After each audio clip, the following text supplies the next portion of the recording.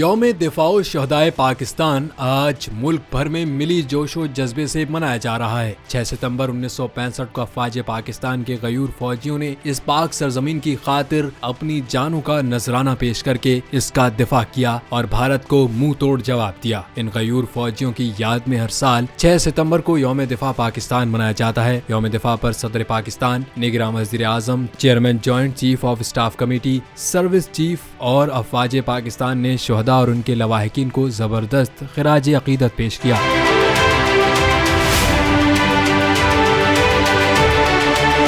نگراں وزیر اعظم انوار الحق کاکڑ نے اپنے پیغام میں کہا کہ ملکی سالمیت اور ترقی کے خلاف ناپاک عزائم ناکام بنانے کے لیے قوم اپنی بہادر افواج کے ساتھ کھڑی ہے۔ محنت اور لگن سے ہر طرح کے سیکیورٹی اور معاشی چیلنجوں سے پاکستان کی حفاظت کریں گے۔ اس موقع پر ISPR کا کہنا ہے کہ 6 ستمبر 1965 کے معرکے نے ثابت کیا کہ غیور قوم اپنی سرحدوں کی حفاظت کے لیے ہمہ وقت تیار ہے۔ 6 ستمبر کو مادر وطن کے بیٹوں نے جانوں کا نذرانہ پیش کر کے پاک سرزمین کا دفاع قابل تسخیر بنایا۔ آج پوری قوم ان کی قربانیوں کو سلام پیش کرتی ہے۔